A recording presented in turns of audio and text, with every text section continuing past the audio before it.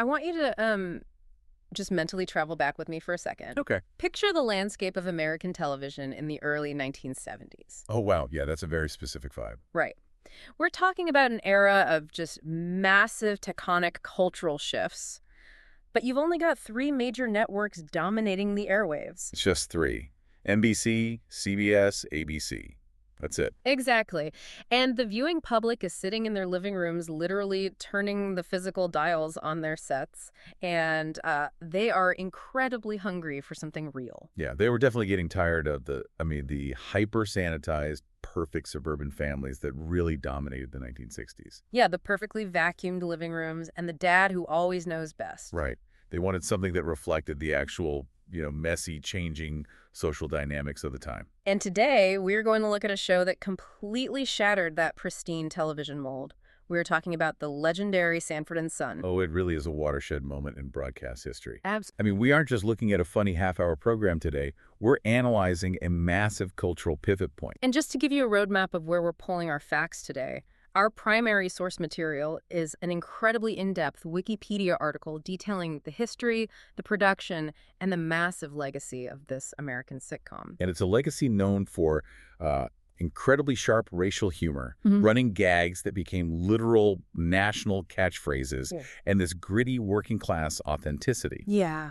It was engineered specifically as NBC's direct, calculated answer to the earth-shattering success that CBS was enjoying with All in the Family. Okay, let's unpack this, because our mission for this deep dive is to completely uncover how an adaptation, and yes, it was an adaptation of a British comedy, about two junk dealers transformed into an absolute, unstoppable ratings juggernaut here in the U.S. It's wild how well it worked. It is. We're going to explore how it completely redefined the genre of Black American situation comedies, the sheer business mechanics behind its success, and some of the most dramatic high-stakes contract negotiations of the entire era. Because the off-screen drama was just as intense as the on-screen comedy. Oh, maybe more so.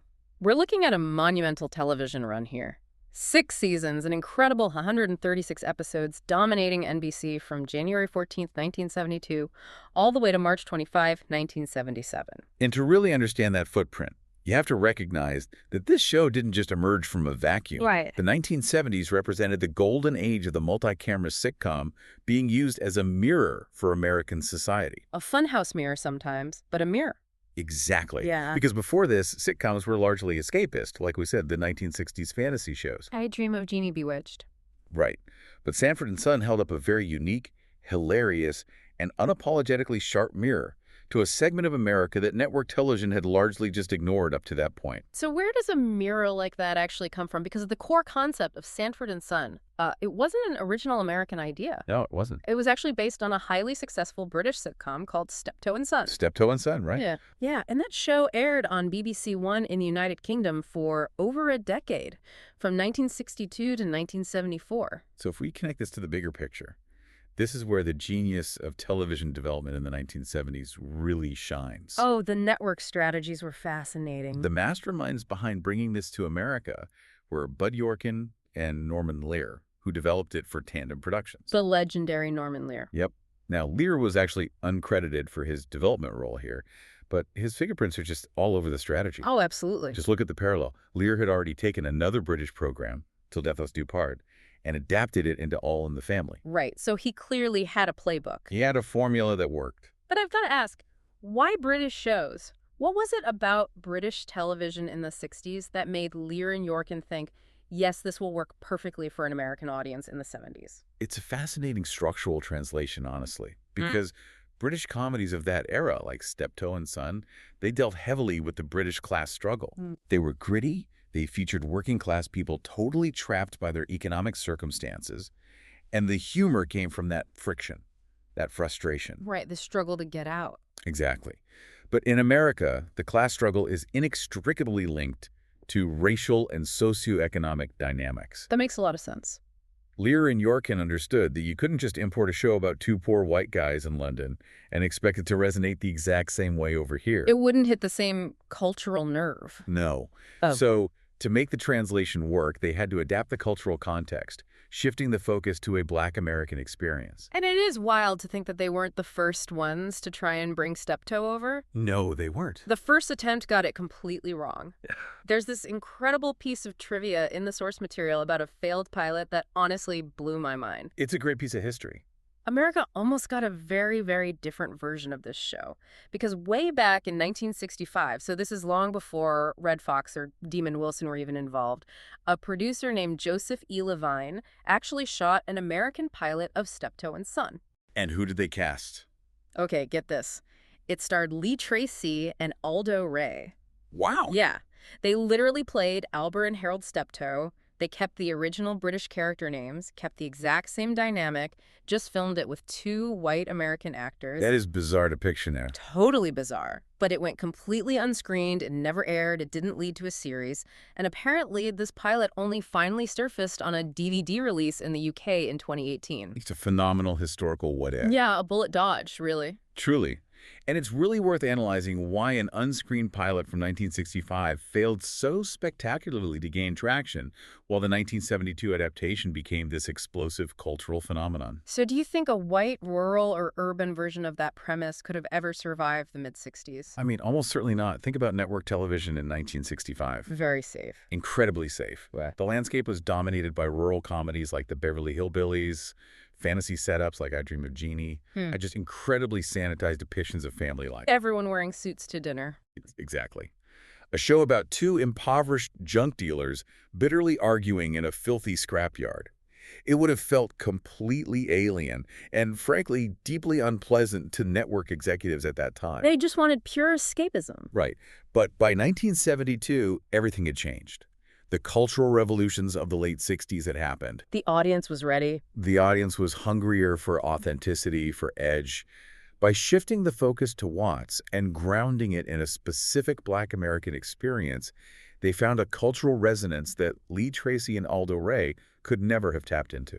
Which brings us perfectly to the setting itself, because the setting is practically a character in its own right here. Oh, absolutely. We are anchored at a very specific fictional address for the show, 9114 South Central Avenue in the Watts neighborhood of Los Angeles, California. Such an iconic location. And there's this great backstory detail mentioned in the article that Fred actually moved to South Central from his hometown of St. Louis during his youth. Now that is a vital piece of character building right there. Oh, well, by establishing that migration from St. Louis to Los Angeles, the writers immediately ground Fred Sanford in the reality of the Great Migration. Oh, wow, right. Millions of Black Americans moved from the South and the Midwest to the West Coast, seeking better economic opportunities. So before Fred even speaks a single line of dialogue, that history adds a subtle, undeniable layer of socioeconomic reality to who he is. It explains his drive. And why he fights so hard for every single dollar in that junkyard. And fight he does. I mean, at the center of this universe is, of course, Redd Foxx, starring as Fred G. Sanford. A legendary performance. Legendary. Fred is a widower and a junk dealer, but his defining traits are his bigotry, his cantankerousness, and his endless array of schemes. He's always scheming. Always. He is difficult, he's stubborn, and he is always looking for an angle. Yeah. And playing opposite him, providing the absolute essential friction that makes a whole machine run, is Demon Wilson as his son, Lamont Sanford. And Lamont is the conscientious peacemaker of the two. Very long-suffering. He's trying to elevate himself. Yeah. And he's constantly dragging his father out of whatever mess he's created. The ultimate straight man. The dynamic between these two is the absolute engine of the series. I mean, when the show premiered, newspapers were eagerly touting Redd Foxx as NBC's direct answer to Archie Bunker. Which, I mean, you can see the parallels immediately. Oh, for sure. You have an older, prejudiced, incredibly stubborn father figure constantly clashing with a much more progressive, forward-thinking younger generation. Precisely. That generational clash was an absolute goldmine for comedy in the 1970s. It really was the formula. You got the older generation holding on to survivalist, often prejudiced views, while the younger generation is pushing for assimilation, progress, and just a broader worldview. But what fueled this specific relationship was their economic reality, right? Exactly. They were bound together not just by blood, but by sheer financial necessity. They are constantly engaging in get-rich-quick schemes just to pay off their debts and keep the lights on. But there is a massive distinction to be made here. While Sanford and Son shared that structural DNA with All in the Family, Our source notes that it operated completely differently on a tonal level. Yes, it did. Sanford and Son explicitly lacked the, quote, element of drama that defined so many other Norman Lear productions of that era. What's fascinating here is how deliberate that choice seems to be. It had to be intentional. Think about All in the Family or Maude. Those shows would frequently pivot into genuinely heavy, heartbreaking, dramatic moments to make a very pointed political or social argument. They wanted to teach you a lesson. They wanted you to laugh, but they also wanted to lecture you a bit. Sanford and Son leaned almost entirely into pure, unadulterated situational comedy. Which, ironically, was almost a more radical act at the time. It absolutely was. Yeah. By removing that heavy dramatic element, it redefined the genre of black situation comedies. Just letting them be funny. Exactly. It allowed these characters to be fiercely funny, deeply flawed, aggressively argumentative, and wildly entertaining without carrying the burden of having to serve as a dramatic after-school special about race relations. They didn't have to carry the weight of the world. No, they were allowed to just be hilarious. It proved that a black cast didn't need to constantly process trauma for a white audience to be successful on network TV. They could just be the funniest people on television. And the comedy wasn't just contained to Fred and Lamont. I mean, you need a world for them to bounce off of. You need a community. Right.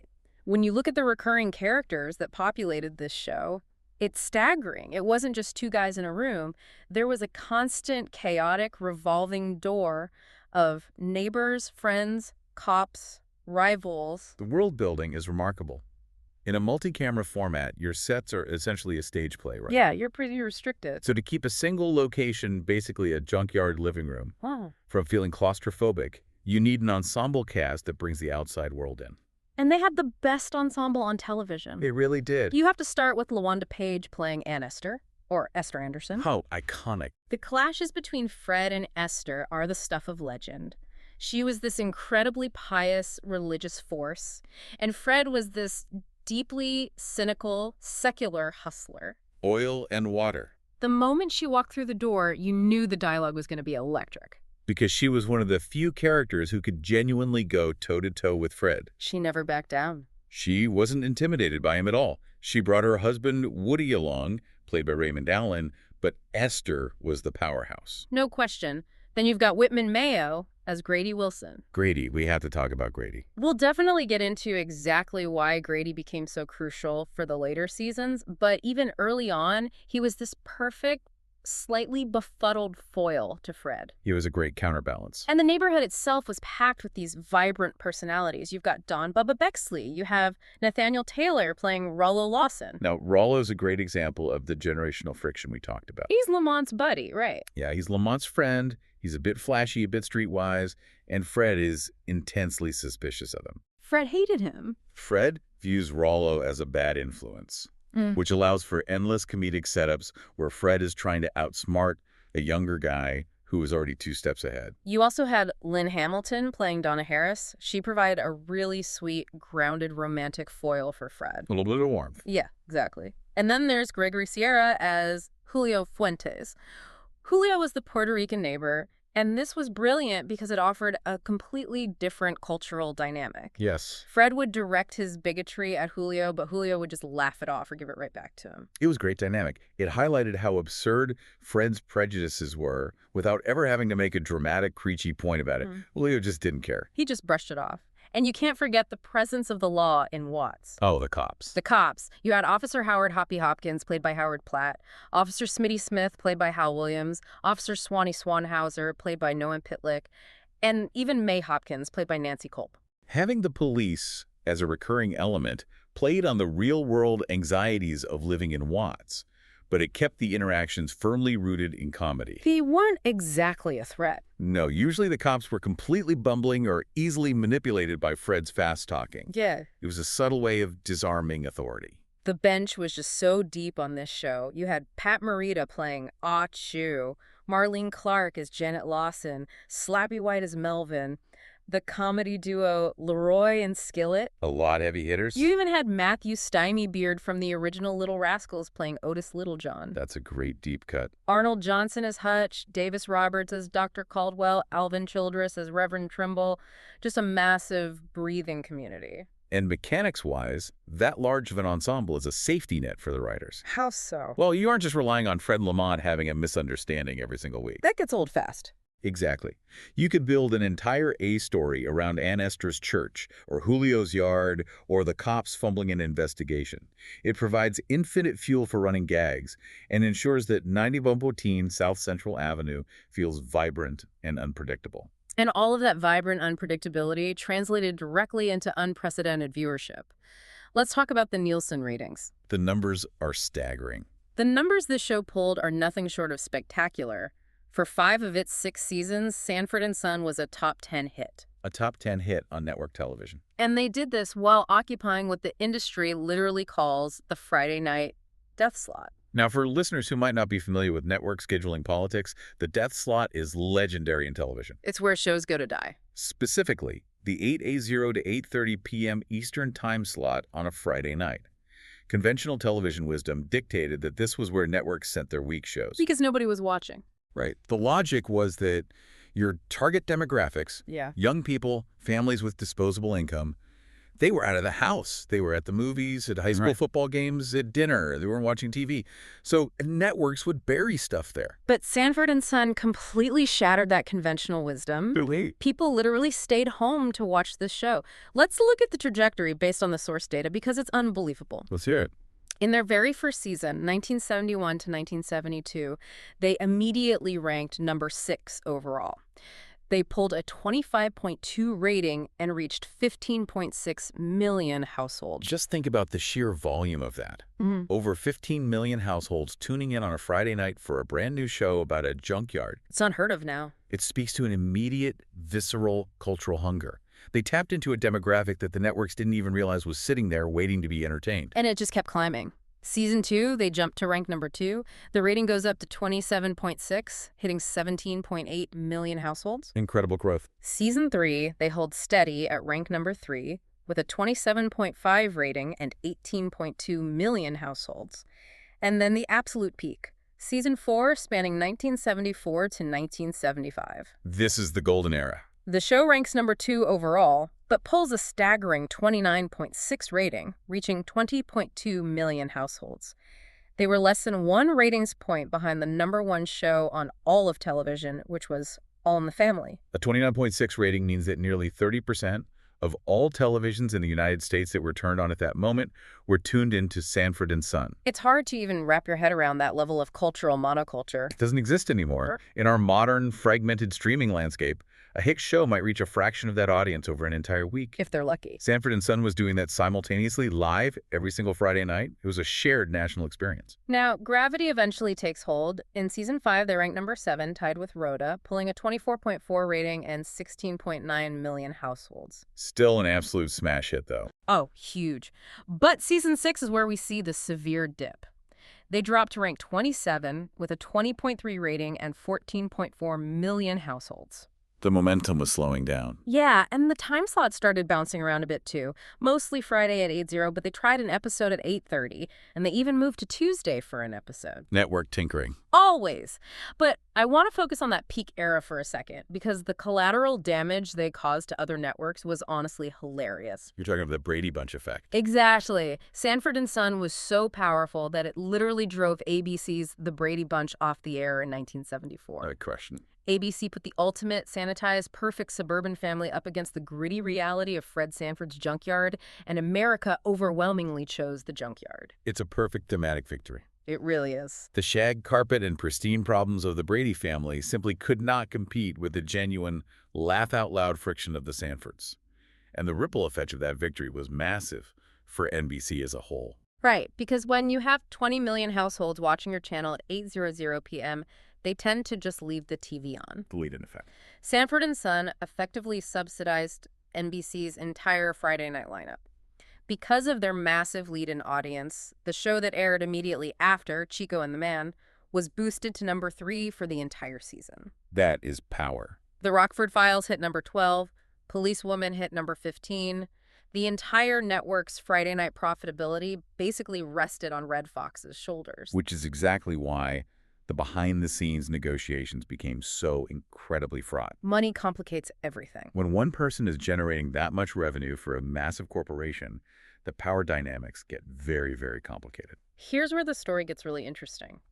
Because the people creating the show and the people starring in the show started having major structural issues. The cracks started to show. Let's start with Norman Lear. The guy who helped mastermind the adaptation actually had to step back from the day-to-day running of the show. And it wasn't because of creative differences. No, it was purely geographical. Yeah. This is one of those great, practical Hollywood reality. A traffic problem, essentially. Exactly. NBC Studios, where Sanford and Son was taped, is located in Burbank. But Lear's other massive tandem production shows All in the Family, Maude, The Jeffersons, one day at a time. They were all taping over at CBS Television City or Metromedia Square in Hollywood. Which is not a fun drive. In Los Angeles traffic. Trying to physically be present on sets in both Burbank and Hollywood on the same day is an impossible commute. He'd spent his whole life in the car. Lear was running an empire, and he simply couldn't be in two places at once. So he handed the day-to-day show-running reins over to his partner, Bud Yorkin. And Yorkin inherited an absolute powder keg. He really did. Let's talk about the legendary 1973 to 1974 walkout. Right in the middle of season 3, while the show is pulling in over 18 million households, Redd Foxx just stopped showing up to work. He just walks. Publicly, the PR spin was that he was citing health issues. Right, the classic Hollywood excuse. But the reality behind closed doors was a brutal, high-stakes battle over money and, more importantly, ownership. Fox wanted a 25% ownership stake in the series. To really grasp the magnitude of this, you have to look at the financials and the historical context. At the time of the walkout, Redd Foxx was already making $19,000 per episode. Which doesn't sound like a ton now, but... Adjusted for inflation to $2025, that's roughly $137,800 per episode. Wow. For a sitcom season churning out 24 episodes a year, that is extraordinary wealth. So why walk out? Was it just greed? Not at all. It was about equity. Okay. Fox looked at the network establishment and realized he was the sole engine generating tens of millions of dollars in ad revenue, anchoring an entire night of programming. Yeah. Yet he was just a salaried employee. He didn't own what he was building. Exactly. He demanded a piece of the underlying asset, the syndication rights, the back-end profits. For a black actor in 1973 to demand 25% equity from a major studio was completely unprecedented. It was a pioneering move for creator compensation. Tandem Productions, however, did not see him as a pioneer. No, they saw him as in breach of contract. They responded by slamming their own star with a massive $10 million lawsuit. It was a game of high-stakes corporate chicken.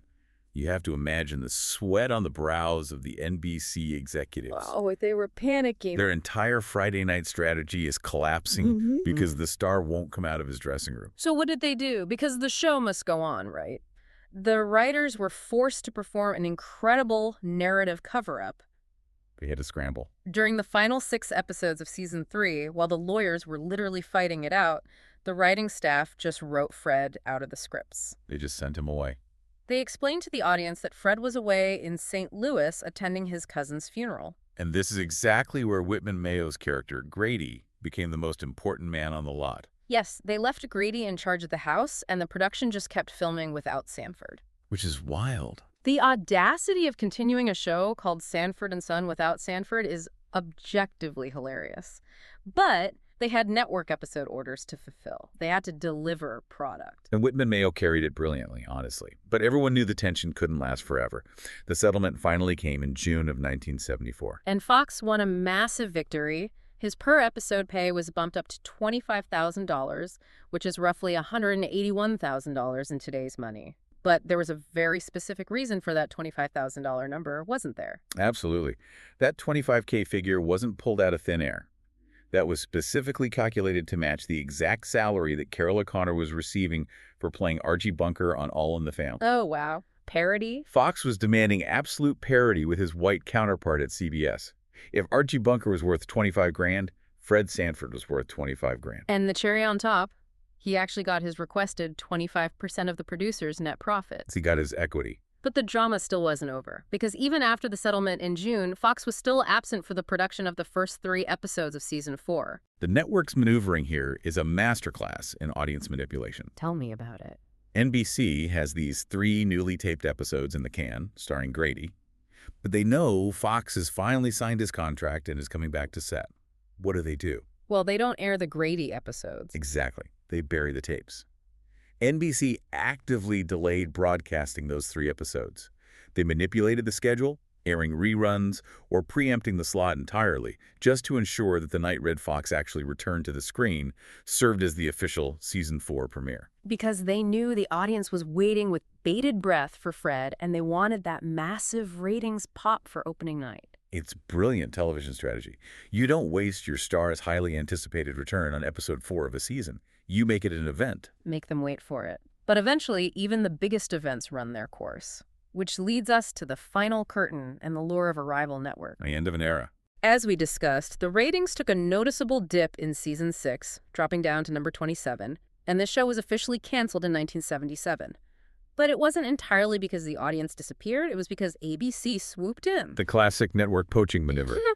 ABC looked at the slight vulnerability at NBC and lured Redd Foxx away with an absolutely astronomical sum of money to host his own variety show, titled The Redd Foxx Comedy Hour. But the reason he finally decided to sign that ABC contract is one of my favorite Hollywood anecdotes of all time. It's so petty, but so good. We just talked about these multi-million-dollar lawsuits, the fight for equity, the demands for parity with Carol O'Connor. But allegedly, according to media reports at the time, the final dispute that pushed Fox to leave NBC for good wasn't about a contract clause. No. It was about his dressing room. Specifically, the lack of a window in his dressing room. A window. He left a legendary history-making sitcom over a window. It perfectly highlights the psychology of showbiz negotiations. We see this all the time. The millions of dollars, the syndication percentages, they eventually become abstract numbers on a page. They stop feeling real. But the tiny physical details of daily respect become the ultimate battleground. Having a window in your dressing room is a physical manifestation of your status on the lot. The flex. To Fox, being denied a window was a daily, physical reminder that the network still didn't respect him as a top-tier star. It becomes the straw that breaks the camel's back. It's amazing. So Fox leaves for ABC, but NBC isn't just going to let this wildly lucrative property evaporate into thin air. They're going to milk it. They immediately tried to keep the magic alive with a series of spin-offs, and they really tried everything. First, they launched Grady in 1975, starring Whitman Mayo, which ran for a season. Which made sense. He'd already carried the show during the walkout. Right. Then, right after the main show was canceled in 1977, they tried Sanford Arms, which featured the supporting characters trying to run a rooming house. Neither of those quite captured the lightning in a bottle, though. They lacked the central gravity of Fred and Lamont. So in 1980, NBC tries one last desperate play. They launched a full revival simply titled Sanford. And they actually got Redd Foxx to return. But there was a catch. A massive, glaring omission. Dimon Wilson completely refused to reprise his role as Lamont. And that refusal dooms the project from the start. We said it earlier. The core engine of the entire series was the temperamental, generational clash between those two specific men. You need both of them. You remove Lamont from the equation, and Fred is just an angry guy yelling at the walls. The friction is gone. It proves that the success of the show wasn't just the premise. It was the specific alchemy of Fox and Wilson. Let's shift gears a bit and step away from the corporate drama. I want to talk about the physical reality of the show. Like tangible stuff. Yeah, the iconic props, the locations, and the music that made the show feel so visceral to the audience. First, a fun geography fact from the article. The opening credits of Sanford and Son are legendary. The camera pans across that crowded, messy storefront with the painted sign. It establishes the entire gritty feel of the junkyard. But that storefront wasn't anywhere near Watts. The grand illusion of Los Angeles television production. Exactly. That specific storefront was actually located at 10659 West Magnolia Boulevard in North Hollywood. Which is miles away. That is nearly 16 miles away from the fictional 9114 South Central Avenue address. And for the hardcore TV trivia buffs out there, that exact same storefront, obviously without the Sanford and Son sign, appeared in a 1973 episode of the medical drama Emergency, titled Alley Cat. That is hilarious. It's a great reminder of how insular the TV production world is. Networks are just recycling the same 5 streets in the valley to represent the entire world. And speaking of physical artifacts from the show, we really have to talk about the journey of the 1951 Ford F1 pickup truck. The rusted red truck. In a lot of ways, that truck was the third main character of the series. The history of what happened to that specific prop after the show ended is genuinely fascinating. It's incredible, because usually when a show wraps, props are just thrown into a warehouse to rot or they're dismantled. Trash, yeah. But this truck had a whole second life. After the original series ended, it was bought at a Hollywood auction. But then, as we just discussed with the spin-offs, NBC suddenly needed it back. Oh, the irony. So they had to go to the auction winner and lease the truck back to shoot Sanford Arms and the Sanford Revival. The irony of a network renting back its own fake junk truck. But the poetry of the story happens next. After its TV career was definitively over, it changed hands a couple of times. And then, in the ultimate twist of fate, the actual Sanford and Son junk truck was purchased by a real-life junk dealer. You can't write that. A man named Donald Dimmitt, who owned Dimmitt's Auto Salvage in Argos, Indiana, bought the truck. The statistical improbability of a fictional junk dealer's truck ending up in an actual auto salvage yard in Indiana is just perfect. It's remarkably fitting, but its journey didn't end rusting away in Indiana. Right. No. It was eventually recognized as a vital piece of pop culture history. In 2014, two guys named Tim Franco and Jeff Cantor, who own Blue Line Classics in North Royalton, Ohio, bought the truck from Dimmitt. And they saved it. They meticulously restored it, not to a pristine factory condition, but to its exact weathered TV condition. They put it on display in their Cleveland showroom, ensuring this piece of television history was preserved. It's a beautiful ending for a truck that worked so hard for so many years. It really is. Now, you cannot think of that truck or that storefront without immediately hearing the music in your head. Let's talk about the theme song. Oh, the Streetbeater. Yes, the actual title of the piece is The Streetbeater, and it was composed by the legendary Quincy Jones. It was released on A&M Records in 1973. Quincy Jones's contribution to the tone of this show cannot be overstated. It sets the mood instantly. The Streetbeater is auditory shorthand for chaos, for scheming, for this frantic, funky energy. What's deeply interesting from a music industry perspective is that the Streetbeater never actually hit the Billboard charts. Wait, really? It never charted? Never. It wasn't a radio hit in the traditional sense, yet its cultural footprint is absolutely massive. Everyone knows it. You hear those first three notes, and you are instantly transported back to the junkyard. It's iconic. It was featured on Quincy Jones's Greatest Hits album, and its legacy has bled over into modern pop culture. When modern shows like Scrubs or The Simpsons want to instantly evoke a feeling of quirky, chaotic scheming, what do they play? They play The Streetbeater. It transcended being just a TV theme song. It became the universal anthem for a specific type of comedic hustle. So what does this all mean? We've covered the British origins, the massive Nielsen ratings, the brutal behind-the-scenes equity drama, the spin-offs, and the iconic truck. But summarizing the true impact of Sanford and Son requires us to look at its enduring legacy. It changed the game. This wasn't just a sitcom that made people laugh on a Friday night. It was a cultural powerhouse. It proved definitively to a very hesitant network establishment that American audiences craved edgy, working-class humor led by a black cast. They proved the audience was there. Its impact was so undeniable that in 2007, Time magazine formally included it on their prestigious list of the 100 best TV shows of all time. And its accessibility ensures that its influence continues. Between 2002 and 2008, Sony Pictures Home Entertainment released all 136 episodes on DVD. So it lives on. That means new generations of writers, comedians, and fans can study this masterclass in comedic timing and world building. Before we wrap up today's deep dive, I want to leave you, the listener, with a final provocative thought to mull over. It builds on something we discussed earlier about the structure of the show. The lack of drama. Exactly. We noted that Sanford and Son explicitly lacked the element of drama that its sister show All in the Family relied upon so heavily. Lear and Yorkin didn't try to make you cry with Fred Sanford. They just wanted laughs. Yet, despite lacking that heavy dramatic weight, Sanford and Son pulled in nearly identical, absolutely astronomical ratings, 20 million households tuning in just for the pure joy of laughing. This raises an important question, especially when we look at the television landscape you are watching today. Right now, the half-hour comedy is increasingly blended with heavy, traumatic elements. The rise of the so-called dramedy. Exactly. We've come to expect our sitcoms to deal with depression, grief, and deep, serialized emotional arcs. Have we lost the distinct unifying power of a purely comedic, multi-camera sitcom? Could a show survive today simply by letting a cantankerous character and his son make us relentlessly laugh for 22 minutes?